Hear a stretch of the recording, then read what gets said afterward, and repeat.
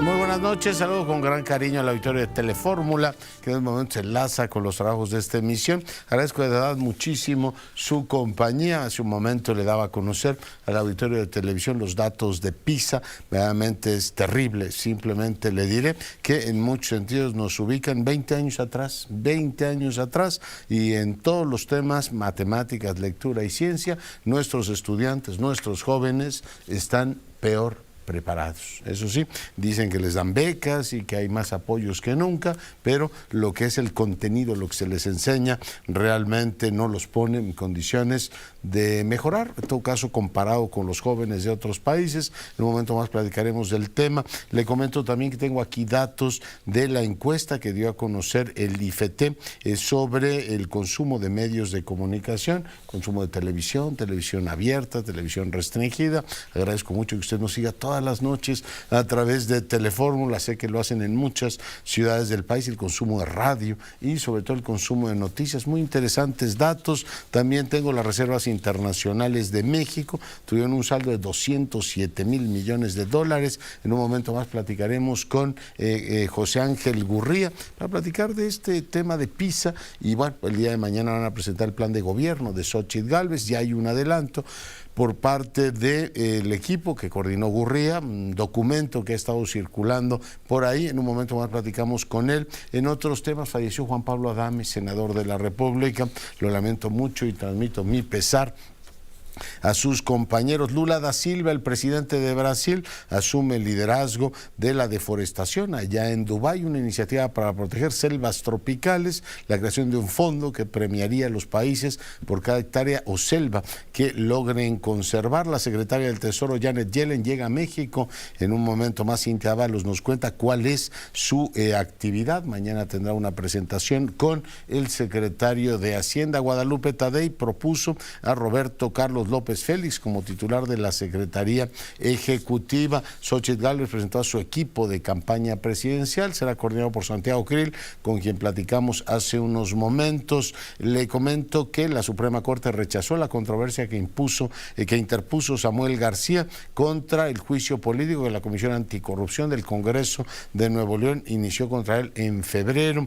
En otros temas, un juez ordenó aumentar la vigilancia de Emma Coronel. También le comento que el presidente llamó a los legisladores a no decidir sobre la reducción de la jornada laboral el 12 de diciembre para no convertirla, dijo, en una fecha fatal. Pausa. Regresamos. Seguimos con la información. Le comentaba que el IFT dio a conocer el día de hoy una interesantísima encuesta sobre consumo de medios. Es interesante ver cómo la mayoría, 95%, tiene televisión. De hecho, tienen 2 televisiones en su hogar. 47% de los hogares tienen televisión de paga y consumen canales o abiertos o de paga. En temas de consumo de televisión de paga, 66% ve películas, 46% series, 32% deportes y 20% consumen noticias.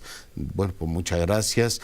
También veo datos sobre, muchas gracias por sintonizar Telefórmula y ver todos los días la información que le llevamos. 35% de las personas escucha radio 3 horas en promedio, lo cual está muy bien como práctica. La mayoría lo hace a través de estaciones de FM. El 83% consume música, 44% consume noticias. Supongo que todos consumimos música y noticias a lo largo del día.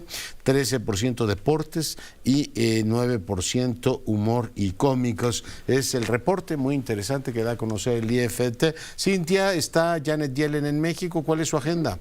Así es, doctor, pues la secretaria del Tesoro, Janet Yellen, está en México desde este martes. Su agenda iniciará la mañana de este miércoles 6 de diciembre en la Fiscalía General de la República, donde visitará uno de los laboratorios de criminalística acompañada de las autoridades de esa entidad.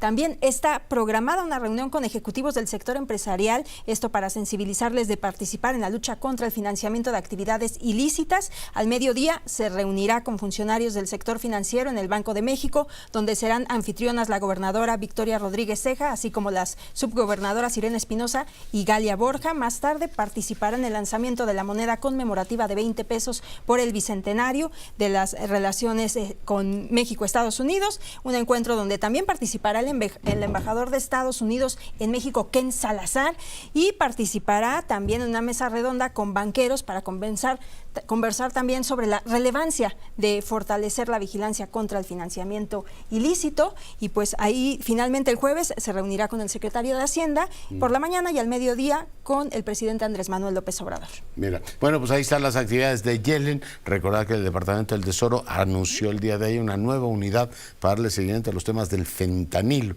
así es que será un tema relevante. Doy ahora la más cordial bienvenida al doctor José Ángel Gurría. Usted lo recuerda, él fue secretario general de la OCDE y muchos cargos en nuestro país. Doctor, bienvenido. ¿Qué tal? ¿Cómo estás? Muy triste, doctor. Veo los datos de PISA y no puedo evitar sentir que estamos experimentando una especie de derrota colectiva. Doctor Gurría. Son terribles los datos de la última prueba PISA, que es una evaluación de el poder de las políticas educativas en materia de lectura, en materia de ciencias, en materia de matemáticas, y en todas bajamos. Por cierto, debo decir que muchos de los países, gran parte de los países bajaron, pero México se ubicó en el lugar 51 de los 81 países evaluados. Estamos hablando de que aquí tenemos la economía número 14 del mundo y estamos en el número 51 en materia de educación. Y esto quiere decir que se hacen más anchas las brechas que tenemos con los principales países de la OCDE y ciertamente con nuestros principales socios comerciales. Es realmente terrible. En las tres materias valoradas, la mayor bajada de los mexicanos se dio en matemáticas, se retroceden 14 puntos, y solo 3 de cada 10 alumnos en México alcanzaron el nivel 2 en esta materia. ¿Y en qué consiste el nivel 2? Pues en representar matemáticamente situaciones sencillas como convertir precios a una moneda diferente. Imagínate tú hacer de pesos a dólares o de dólares a pesos. Bueno, pues eso no lo pueden hacer 7 de cada 10 alumnos. Parece increíble. Cuando uno ve, bueno, Singapur es el mejor en matemáticas, pero cuando uno ve, le preguntaba a usted el otro día, usted que ha tenido la oportunidad de ver políticas públicas de un montón de países durante muchos años, y por supuesto el desempeño del nuestro es, ¿cómo salen los países del atraso? ¿Cómo dan el gran salto? Siempre encuentra uno que los cambios, las reformas, las mejoras de sus sistemas educativos son fundamentales. Aquí tenemos nearshoring, muchas oportunidades, pero un montón de chicos a los que les estamos negando el futuro, José Ángel. Mira, Leonardo, yo te diría que sin educación como columna vertebral, como pilar del desarrollo futuro de México, pues no vamos a ninguna parte. Porque estamos hablando además de economías cada vez más competitivas en el mundo, en donde los demás nos están comiendo el mandado. Y por otro lado, nosotros aquí estamos espantando a la clientela en términos de atraer a las inversiones extranjeras. Y entonces yo te diría que hay algunas cosas en las cuales, por ejemplo, en materia de ciencias, bueno, pues fue tremenda la baja. En materia de matemáticas fue tremenda la baja, inclusive en materia de lectura, es decir, de comprensión de qué es lo que los muchachos están leyendo, es tremenda la baja. Y pues en lugar de adelantar, en lugar de avanzar, que es lo que deberíamos estar haciendo, realmente es muy grave. Las deterioro. campañas políticas, recuerdo la de Obama en su momento, de aquella época, eran cómo preparar a los estudiantes para la cuarta revolución industrial y la economía que venía. Con estos datos regresamos, doctor Gurría, prácticamente al 2003. Sí, Leonardo, pero hay un problema más grave todavía. Que dicen de repente, no, pues lo que pasa es que estamos en 415. ¿Cuál es el promedio? Bueno, pues cerca de 500 y los de Singapur están efectivamente por encima de 500. Bueno, ¿y qué quiere decir esto? Resulta que cada año son 40 puntos, es decir, o cada 40 puntos es un año. Quiere decir que estamos en promedio como 2 años atrasados, y en algunos casos más, respecto de los promedios de la OCDE y respecto de líderes como Singapur. Pero ya no pretendamos parecernos a Singapur. Vamos simplemente a decir, nosotros somos miembros de la OCDE, quisiéramos estar en el promedio. Pues no, estamos hablando que en ciencias, por ejemplo, el descenso es de 9 puntos. ¿Y cuánto bajaron los países de la OCDE? 2 puntos. 2 puntos después de la pandemia. Bueno, y nosotros bajamos 9. Sí. Quiere decir que en México solo la mitad de los alumnos pudieron superar la prueba del nivel 2, en que los estudiantes tienen que razonar una explicación para fenómenos científicos similares, es decir, muy básico, muy elemental. Entonces, estamos hablando de un proceso, además, Leo, que no empezó ahora. Hemos venido deteriorando estos niveles ya a lo largo de muchos trienios, porque es cada 3 meses, cada 3 años esta prueba, y sin embargo, pues ahora yo te diría que estamos destacando pues por todas las malas razones. Sí. Y después de haber visto la forma en que se confeccionaron los libros de texto, que fue el último episodio, me sigo preguntando por qué este no es el tema más importante de discusión nacional. A mí me gusta mucho cuando Innerarity y los teóricos ahora de la democracia dicen: alguien se tiene que hacer responsable del futuro en una democracia, no solo repartir dinero, dádivas, transferencias en efectivo. El futuro que pasa por la educación debe ser, digo yo, responsabilidad de alguien, doctor Gurría. Pero mira, estamos hablando aquí de un futuro digital. Estamos hablando de un futuro en donde la inteligencia artificial va a ser, pues, prácticamente parte de nuestra cotidianidad. Y para eso se necesita educación. Y vamos como los cangrejos, vamos para atrás. Estamos ya más cerca de los 70 que de los 2030, ¿no? Así, y cuando nosotros lo que deberíamos hacer es estar corriendo más rápido, porque lo que queremos hacer es cerrar las brechas.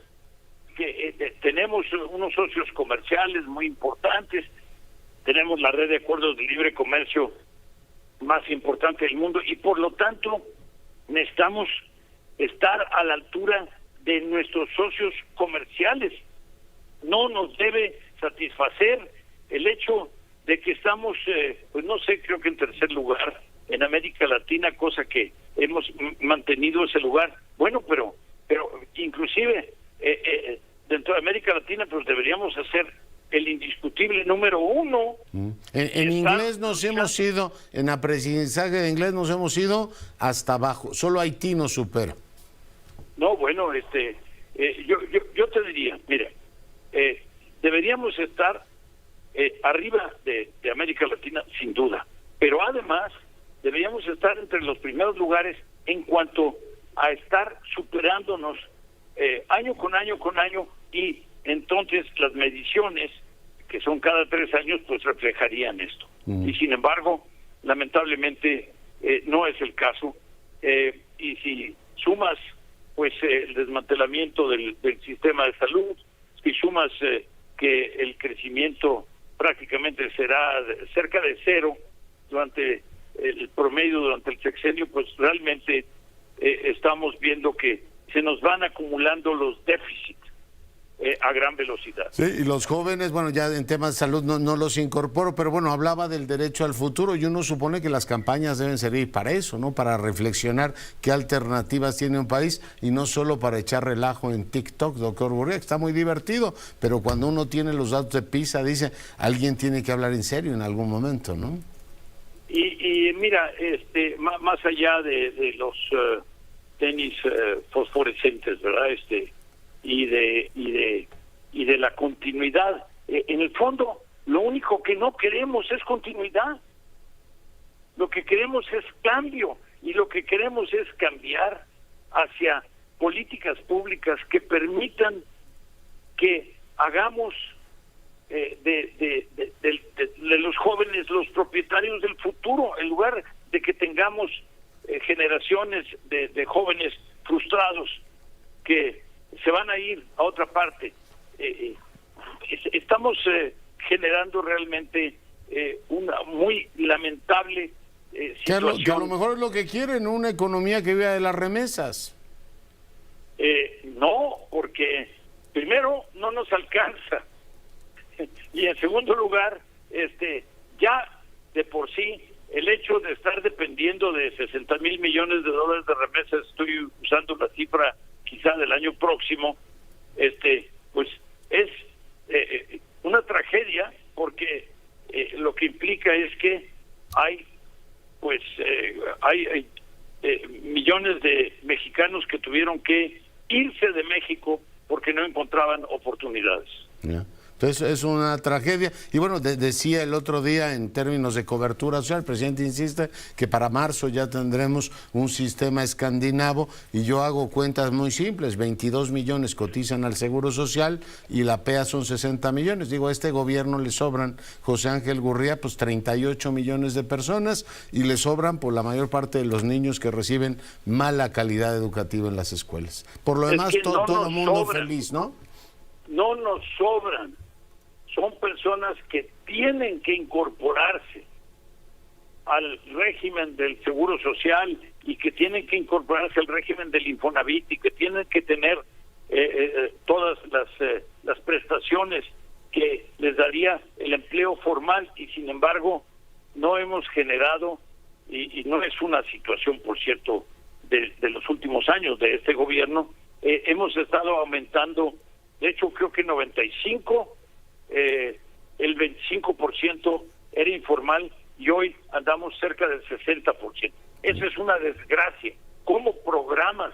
¿Cómo puedes educar? ¿Cómo puedes preparar a la fuerza de trabajo del mañana, que será digital, que será de inteligencia artificial, que será mucho más competitiva, que será con cada vez un mayor número de computadoras, etcétera? ¿Cómo las puedes preparar si no saben ni siquiera dónde están la fuerza de trabajo? Sí, no saben ni leer un texto. Todo un tema, ¿no? Decía que le sobran a la retórica esta triunfalista del gobierno, diciendo que vamos como Dinamarca. Yo digo, sí, Dinamarca, nada más que le sobran 38 millones. Mira, en Dinamarca nosotros recaudamos como el 17% del PIB. El promedio de la OCDE recauda entre el 34 y 35% del PIB, es decir, recauda el doble que nosotros. Sí. Y Dinamarca, curiosamente, tiene, pues, se disputa con Francia la medalla de oro de ver quién recauda más. Recaudan prácticamente el 50% del PIB, es decir, 3 veces más que México. Por eso es que nunca vamos a tener un sistema como el de Dinamarca. Simplemente no lo podemos pagar. Ojalá que tuviéramos un sistema de salud como el de Costa Rica o como el de Colombia. Yeah. Pues tomo nota. Mañana presentan, entiendo que el elemento básico va a ser el trabajo que han hecho, que coordinó usted con distintos especialistas, el grupo que va a trabajar en el plan de gobierno de Xóchitl Gálvez. Mañana vamos a presentar nosotros, un grupo como de unos 50 de los que contribuyeron, fueron casi 200 los que contribuyeron a la elaboración del programa de gobierno. Mañana le vamos a entregar oficialmente, formalmente, en un acto público. Por supuesto, ya lo hicimos en varias ocasiones, en diversas versiones en el pasado, a Xóchitl Gálvez.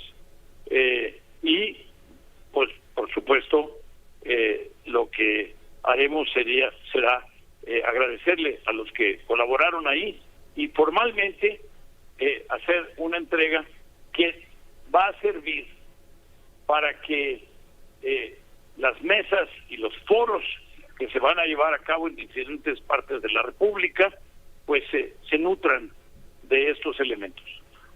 Muy bien, pues lo seguiremos puntualmente. Doctor Gurría, muy agradecido por el enlace. Un abrazo muy cariñoso. Gracias. Y felicidades por el Cavalieri y también por la condecoración que te dio España. Muchas gracias, doctor, muchas gracias. Buenas noches. Bueno, pues ahí lo tiene. El tema de PISA es ciertamente un asunto que merece una revisión mucho más de las anécdotas, mucho más allá de los chistecitos, las ocurrencias. Ahí está el desastre, lo que les están enseñando a los jóvenes, a los niños y cómo están saliendo de las escuelas. Bueno, vamos ahora con Óscar Díaz Martínez, él es titular de la Unidad de Medios y Contenidos Audiovisuales del IFT, a quien le agradezco mucho que converse con nosotros. Óscar, bienvenido. ¿Qué tal, doctor Curcio? Muy buenas noches, muchísimas gracias por el espacio. Pues qué interesante encuesta, veo que el 95% de las personas tienen televisión, de hecho los hogares tienen 2 televisiones y la televisión restringida avanza en el país. Cuéntenos cuáles son las magnitudes. Gracias, doctor Curcio. Pues sí, el día de hoy muy congratulados de presentar esta encuesta nacional de consumo de contenidos audiovisuales, que es un ejercicio que realizamos ya por 8º año consecutivo en el Instituto Federal de Telecomunicaciones. El propósito de este ejercicio, pues particularmente, es recabar de las audiencias de viva voz. Se hacen entrevistas cara a cara con este método de recolección, pues qué están consumiendo las audiencias, cuáles son los hábitos de consumo en nuestro país y también, por supuesto, tener conocimiento acerca de la infraestructura para el consumo de medios audiovisuales que existe en los hogares de México. Tenemos que el 95% de los hogares del país cuentan con al menos un televisor, al igual que el teléfono celular, doctor, que ya también se coloca como uno de los dispositivos con mayor presencia en los hogares de nuestro país, seguido también, por supuesto, por el radio, ¿no? Que tiene una presencia del 50% de los hogares de México. Vemos, por ejemplo, tipo de dispositivos como la laptop, ¿no? Que ya se estancaron, sí, por ahí. Y ya en el tema del consumo, doctor, pues vemos, sí, efectivamente, que el 77% de las personas pues nos dicen que consumen televisión, el 75% de las personas consumen televisión abierta, y también vemos de manera interesante que los consumos, por ejemplo, también en el uso de Internet, en el consumo de Internet, pues vienen también a la alza, lo que nos da información muy interesante de cómo se está combinando las diferentes plataformas o los medios que empiezan a coexistir en el ecosistema. ¿Cuántas personas o qué porcentaje ven televisión abierta o en televisión restringida noticias, Óscar? Pues noticias sigue siendo el género mayormente consumido, doctor, a través de la televisión particularmente abierta. En el tema de televisión abierta, el 49% de los encuestados señala que de noticias. Las noticias, en el caso de la televisión restringida, quienes hacen uso de estos servicios, está como el 4º tipo de contenido más visto, pero también destaca, doctor, que en el caso de la radio, las noticias junto con los musicales se colocan como los géneros o el tipo de programación mayormente consumida. 44, no sé. Oiga, 3 horas diarias de radio, yo creo que es una magnífica exposición. 3 horas diarias de radio, el 35% de los expositores nos dicen que oyendo a Óscar Díaz Martínez, es la mejor forma de emplear el tiempo, ¿no? Pues es una muy buena forma, doctor, sin duda que la radio, yo lo he dicho en muchos foros, en muchas entrevistas, pues sin duda me parece que es el medio de acceso y el medio democratizador por excelencia, ¿no? En la radio están todas las voces, hay pluralidad, hay un sinfín de opciones informativas en la radio, sí, y eso se refleja en lo que nos dicen las personas en la encuesta, orientaciones, doctor Curcio. Este instrumento es bien interesante, los invitamos a verlo en el sitio de internet del instituto, pero digo, en este espacio que tenemos en esta pequeña oportunidad, pues sí, vamos viendo que justamente la radio y la televisión empiezan a tomar orientaciones, doctor, el consumo de noticias, el consumo de películas, el consumo de telenovelas y deportes son los géneros que mayormente se consumen. Contrario a lo que pasa con el tema de Internet, que viene también con crecimientos, y ahí vemos que los géneros más consumidos son las películas, las series, pero las noticias no aparecen, evidentemente, como parte de los géneros más consumidos en el caso de a través de las OTT. Se consume más en la mañana, el 70%, 43% por la tarde y baja 17% en la noche. ¿Sabemos dónde escucha la radio la gente? Imagino que en el coche habrá una preeminencia, pero por ejemplo, ¿hay todavía aparatos de radio o la gente escucha la radio en su celular? Sí, por supuesto. A ver, en el tema del consumo de radio, se dice que la estereograbadora se coloca como el dispositivo, en primer lugar, a través del cual las personas escuchan la radio. Todavía está con un 46%. Y luego también ahí se coloca de manera muy interesante el teléfono celular ya como un dispositivo. Fíjense, estamos en el 23% de las personas que nos dicen que escuchan radio a través de el dispositivo. Aquí tiene un incremento de 3 puntos porcentuales con respecto a lo que hicimos en 2022. El celular viene creciendo como dispositivo para escuchar la radio. En el automóvil, un 19%. Pero, por ejemplo, cuando ponemos el foco en la parte rural y urbana respecto del dispositivo a través del cual las personas nos dicen que escuchan la radio, es muy notoria la diferencia de cómo en los estratos o en los ámbitos urbanos se escucha mucho más a través del automóvil. Y en el caso de la parte rural, en el hogar, ¿no? El hogar es uno de los lugares en donde mayormente se sintoniza la radio. Internet casi el 80% y deduzco que es básicamente móvil, ¿no? La consulta, o sea, en dispositivos móviles. En dispositivos móviles, el 78% de las personas de esta encuesta nos dicen que usan Internet. El 54% de ellas nos dicen que consumen contenido audiovisual a través de Internet. Y sí, efectivamente, tanto en los ámbitos urbanos y rurales, el teléfono celular, el dispositivo móvil, se coloca como el dispositivo a través del cual mayormente se consumen contenidos audiovisuales a través de Internet. El 81% lo utiliza, y fíjese, el televisor de estos tipos Smart TV, un 37%, o sea, 81% a través del celular, 37% a través del Smart TV. Eso nos habla del impulso que está teniendo este teléfono celular para consumir contenido audiovisual, tanto para radio, ya lo vimos, también como, por supuesto, para Internet, y me parece que esto impulsa mucho estos consumos con esta inmediatez que nos da el celular. Domina YouTube, después TikTok, ¿no? Viene dominando YouTube, siempre ha sido una de las redes sociales con mayor consumo, pero de manera interesante, doctor, a diferencia de otros ejercicios, vemos un crecimiento de YouTube casi de 11 puntos porcentuales. Le preguntamos a las personas que usan Internet, oye, ¿en qué lo usas? Dime, ¿o en qué redes sociales lo usas? Nos señalan, o mensajería instantánea, nos señalan YouTube y TikTok. Y cuando les preguntamos también plataformas de video para consumir contenido audiovisual, también TikTok viene con crecimientos importantes. Me parece que TikTok sí destaca como las plataformas más utilizadas para consumir hoy video, ¿no? Pues a través de Internet. Aprende uno un montón de cosas. Oscar Díaz Martínez, muy agradecido por la entrevista. A sus órdenes, muchas gracias, doctor. Muchas gracias por el espacio. Saludos a su audiencia. Y vamos a hacer una pausa, Cintia. Pues doctor, antes de irnos, la Secretaría de Infraestructura, Comunicaciones y Transportes informó que a partir de este miércoles 6 de diciembre se realizará un cierre total en el acceso de la autopista México-Cuernavaca, pero esto será a las 8 de la noche, de 8 de la noche del miércoles hasta las 4 horas del jueves 7 de diciembre. Esto por mantenimiento. Muy bien, bueno, pues muchas gracias. Pausa, volvemos. Información, yo tengo aquí el comunicado de la Secretaría de Educación sobre el tema PISA del que hemos estado hablando. Dice que las pruebas internacionales estandarizadas no consideran las condiciones reales en las que se desarrolla el trabajo docente, así como los procesos situados de la enseñanza y los aprendizajes en las aulas de distintos países. La más reciente aplicación, dice el comunicado, de nuestro país ocurrió en el contexto de la etapa final de COVID. Todos los países se enfrentaron de manera diferenciada a esta terrible circunstancia. En el ámbito educativo, México diseñó estrategias de atención para privilegiar la seguridad y el interés superior de las y los estudiantes, y una vez que superó la contingencia se realizaron esfuerzos para asegurar el regreso a las aulas.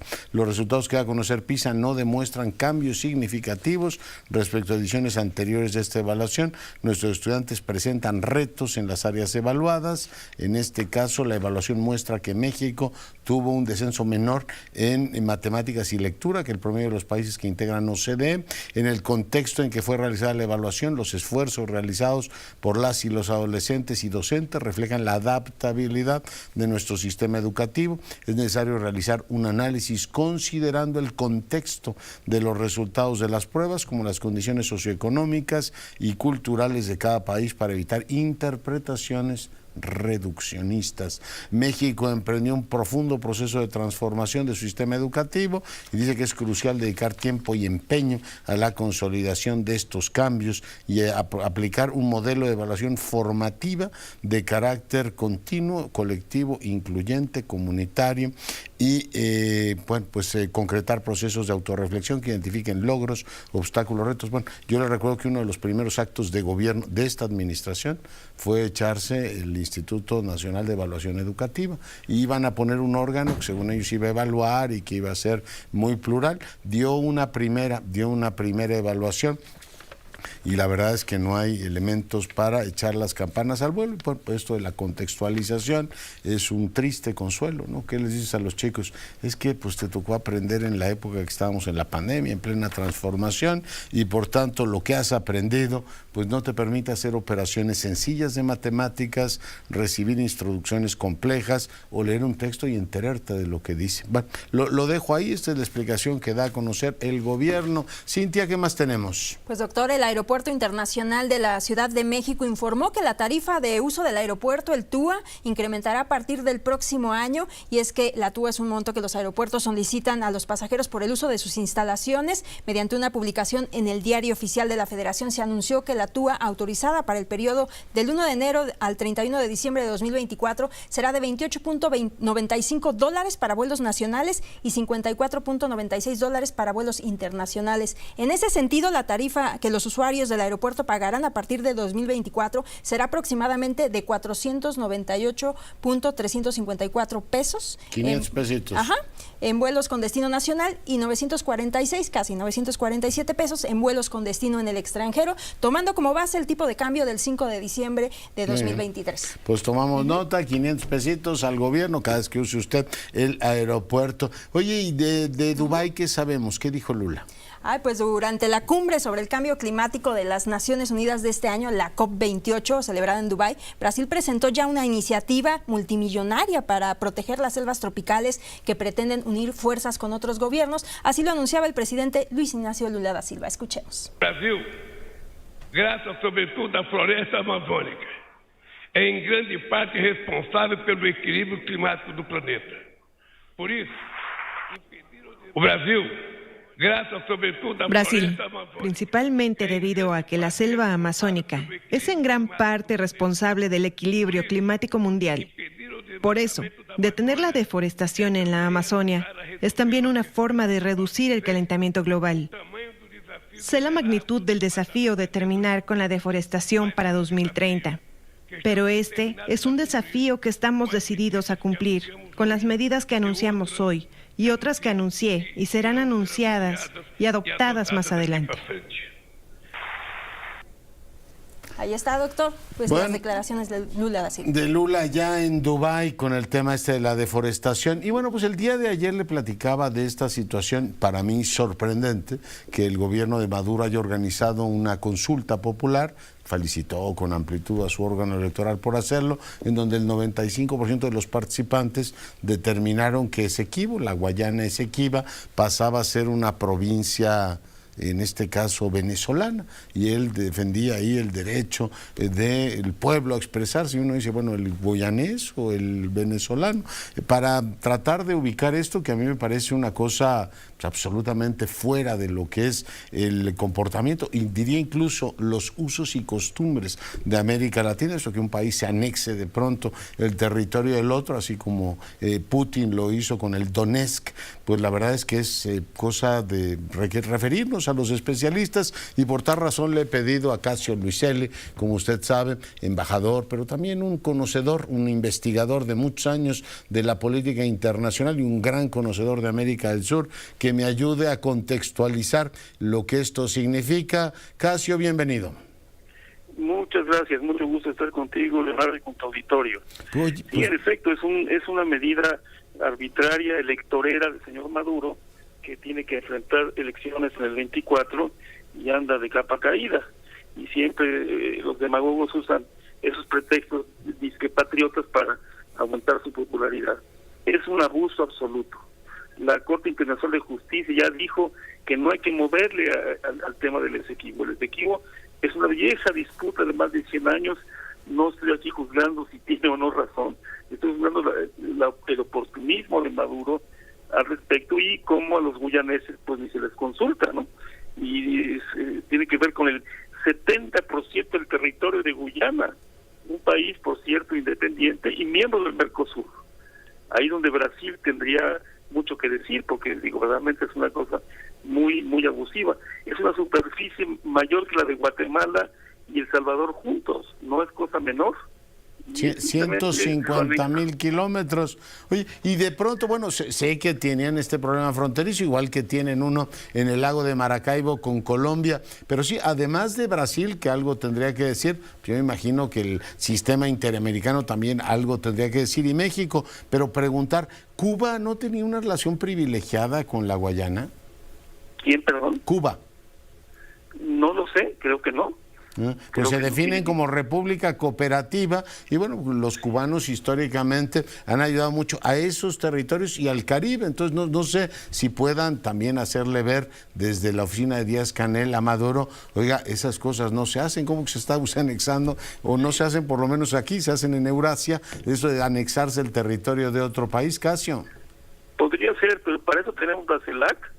La CELAC es un organismo nuestro de la región donde podemos realmente llamarle la atención a Venezuela y decirle no se puede. Y además está UNASUR, México no es parte de UNASUR, pero es parte del sistema institucional de América Latina. Entonces yo lo veo muy muy arbitrario, muy complejo. México tiene que decir desde luego vía CELAC, pero creo que Brasil es el país que tiene más interés directo con esto, porque entre otras cosas tiene fronteras. Sí, no, y además la integridad de un país. Oye, no, Gran Bretaña no garantiza, como en el caso de Belice, nuestro vecino, también la integridad de ese país, que fue en algún momento colonia británica. Sí, no, pero eso ya terminó, por fortuna ya no tiene que ver. No, pero digamos una garantía militar. Importante. ¿Perdón? No, una garantía militar como Belice lo tiene para evitar que los guatemaltecos le den una dentellada, ¿no? Y digan, bueno, como tenemos un viejo diferendo con ellos, garantizar, digamos, ese equilibrio, no porque sean un protectorado. Desde luego, pero no, Gran Bretaña no está en esto, ya dejó de lado el tema de las Guyanas, puede declararlo como un país importante de la comunidad internacional, influyente y todo, pero ese es un asunto sobre todo para mí de Sudamérica, y el país relevante aquí es Brasil, desde luego. Brasil. Eso no quita que México hable y diga, desde luego que yo soy de la idea de que el país nuestro tendría que expresar algo. Con los tiempos que corren van a decir que se entienda, nosotros somos partidarios de la paz, en vez de decir, oiga, ¿cómo se anexan un territorio de la Guyana, no? Sí. Imagínate que eres guyanés y de repente para afuera tu territorio es parte del señor Maduro, entra aquí y toma posesión y hace una farsa, pero hace desde luego un referéndum no vinculante, pero pues obviamente gana, pues digo, ¿cómo no? Con 95%. ¿Queda en el ámbito político y la demagogia o puede tener, digamos, un capítulo como Rusia anexándose el Donetsk y diciendo esta parte es mía? En fin, ¿podría entrar a una dimensión militar desde tu punto de vista, tal como está ahora el equilibrio de fuerzas? No, ahora yo no veo en el escenario ninguna intervención militar de ningún tipo. En ese caso, los Estados Unidos entrarían desde luego, ¿no? Acuérdate de la vieja doctrina Monroe y sobre todo toda la parte geopolítica, pues ahí está el Caribe muy cerca, etcétera, ¿no? Pero sí, su fuerza diplomática y política puede contar. ¿Cómo lo haría? Vía Brasil. Yo, repito, creo que Brasil tiene mucho que ver en esto. Yeah. O sea, mucho que ver positivamente, digamos. No. Oye, y visto así efectivamente como una maniobra política para tratar de tener oxígeno, la descomposición que hay en los estados, en este caso en Venezuela, es enorme, ¿no? Está el tema todavía pendiente si va a competir o no la señora Machado, pero denota una enorme descomposición, Casio. Mira, Venezuela es una de las grandes tragedias de nuestros tiempos. Yo lo tengo escrito en un par de artículos eso. La caída vertical de la economía venezolana, su dependencia absoluta de un solo producto que es el petróleo, el desmantelamiento de la industria venezolana, en fin, es un país que ha tenido muy mala fortuna en los últimos años. Yo creo que con Chávez y con Maduro Venezuela ha visto una época muy negra, muy oscura de su vida. Es exagerado decir, Casio, es un país democrático. ¿Sí? Es exagerado decir que han perdido el 80% de su economía respecto a lo que tenían a finales del siglo pasado. Exactamente. Se ha venido para abajo de forma espectacular y hay que ver un poco pues los pobres migrantes venezolanos deambulando por todo el territorio de América Latina, en México desde luego también. Es un tema es una gran derrota histórica de la de Venezuela. Sí, ahí están, con una inflación del 230% y cerca de 8 millones. Hoy reporta Comar que en México se ha roto nuevamente el récord de personas que piden asilo, y entre ellos pues es gente que sale de Cuba, es gente que sale de Nicaragua y es gente que sale de Venezuela, Casio. Y es bola con los pies, ahí ves realmente las realidades políticas de los países. Muy bien. Embajador, ¿algún apunte más? Pues no, simplemente esperemos que funcione el CELAC y que esto se pueda evitar, que está la Corte Internacional de Justicia y ya pidió que no hagan nada nuevo y que esto prevalezca para que prevalezca la paz y una solución pacífica que podemos visualizar en el horizonte. Muy bien, pues te agradezco mucho el tiempo que has estado esta noche con nosotros. Muchas gracias y un saludo fuerte. Un abrazo. Y bueno, pues ahí lo tiene Casio Luiselli. Por cierto, le recomiendo mucho que le eche un vistazo a sus memorias publicadas por el Instituto Mora, este prestigiadísimo instituto.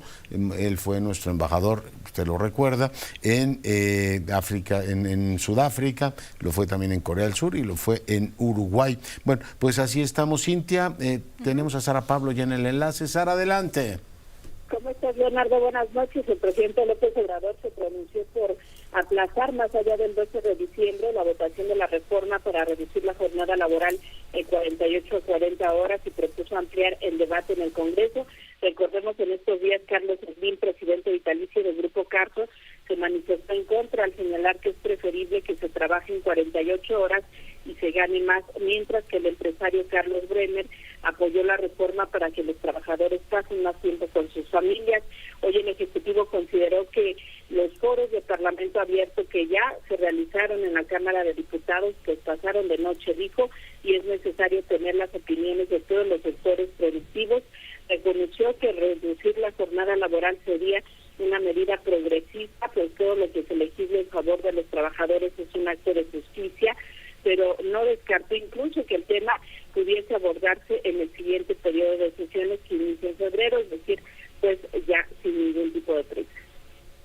Hay tiempo, no es una cosa de resolverse el 12, hasta propondría respetuosamente que no se convierta el 12 en una fecha fatal, es decir, definitiva, que se dé tiempo. O sea, incluso antes de que termine el periodo, se abre el debate, se hace la invitación a todos y regresando se define.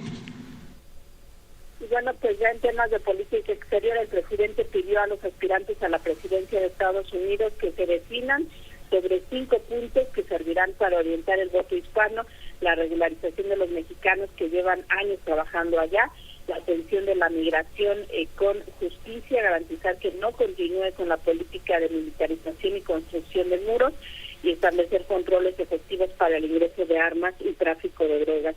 También dice que pues hay que ver el programa de gobierno de los candidatos, pero que estos puntos tendrían que garantizarlos, Leonardo. Muy bien. Sara, pues muy agradecido por el reporte.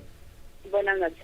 y leo en la página de Reforma que ya están 2 aviones, 2 737 de Sedena, son los que van a hacer la columna vertebral de Mexicana, la que tendría que despegar ya este mes, en teoría. Y le comento también que el secretario Salcedo, el secretario de la Función Pública, aseguró que los 9.500 millones de pesos de posibles irregularidades detectadas en Segalmex, pues se han aclarado 2.700 millones. Esto es lo que dijo. La oposición criticó severamente a Salcedo porque dice que no ha habido un trabajo a fondo para reducir los niveles de corrupción en este país y el mal manejo de los recursos. Cintia, ¿qué más tenemos? Pues, doctor, en información internacional, la viceministra de Seguridad de Honduras, Julissa Villanueva, informó este martes que uno de los vehículos de su grupo escolta fue atacado a balazos en el extremo sur de Tegucigalpa, la capital del país centroamericano, y Villanueva dijo que su vida no estuvo en peligro, pues viajaba en otro vehículo blindado y pidió, por supuesto, investigar este incidente. Muy bien.